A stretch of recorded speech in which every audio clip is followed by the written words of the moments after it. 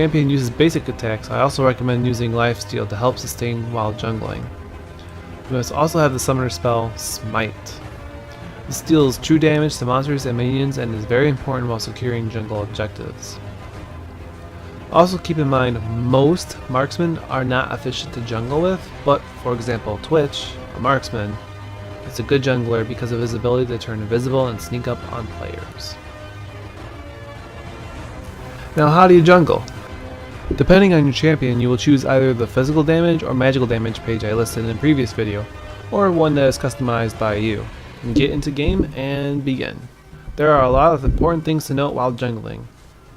What the jungle camps are, and what they do, where you start, timing the jungle, ganking, and invading. So, before we start jungling, we need to know what each camp is. This is important because your champion may be reliant on having a certain start to be effective during the game.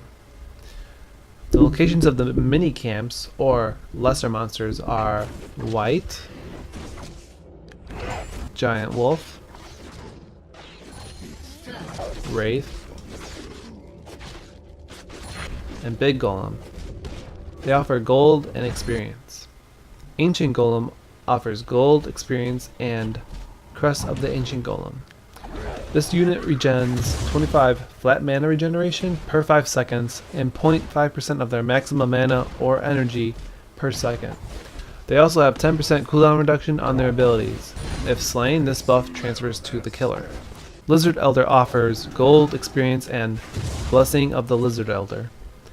This unit's physical attacks apply a debuff that slows the target's movement speed by 8, 16, and 24%, or 5, 10, 15% for ranged attacks, for 3 seconds, and damage over time that deals 8 plus 2 times your level, bonus true damage twice.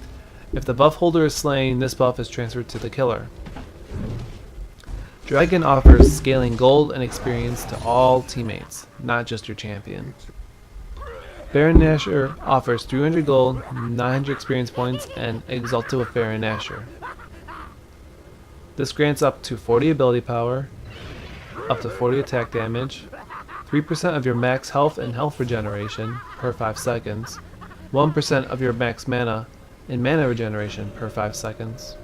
This buff does not transfer to anyone who kills you. So we know what every monster offers. Now where do you start? Each camp starts at different times. All mini camps start at 2 minutes and 5 seconds. The red and blue buff start at 1 minute and 55 seconds. Dragon starts at 2 minutes and 30 seconds. Baron Nashor starts at 15 minutes.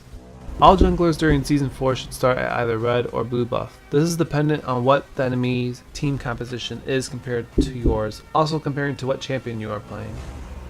There are always several factors when deciding what path to take. The path you choose is up to you. Keep in mind what the enemy jungler is and where their allies are. Now let's talk about timing. Knowing what time monsters respawn will help give you an advantage. Knowing when the secondary objectives are available will put you ahead of the enemy team, as they offer gold and benefits that are not available for everyone. Mini camps respawn every 50 seconds, red and blue respawn every 5 minutes, Dragon respawns every 6 minutes, and Baron Nashor respawns every 7 minutes. The buffs red, blue, and Baron offer can really sway the fight, and the Dragon offers a lot of gold for the team and experience, even while your team is behind.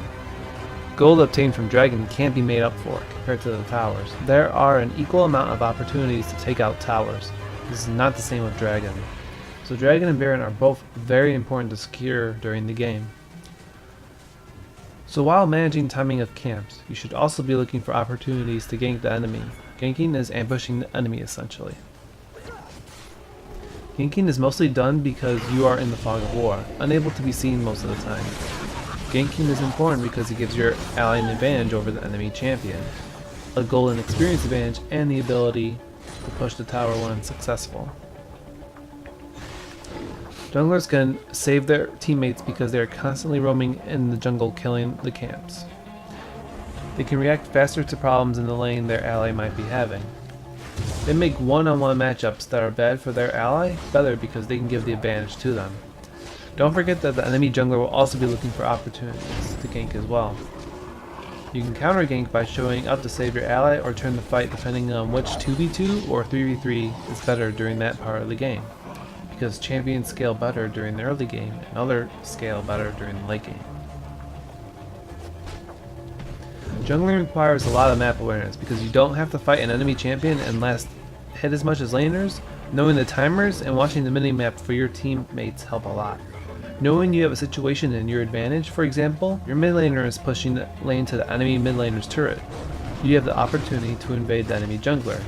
You can take the enemy's wraith and leave the mini one so they get less experience and gold. They're forced to clean up the camp in order to respawn wraith because the minions remain at the camp until defeated. You can also, while invading early game, make enemies use summoner spells to avoid being killed, which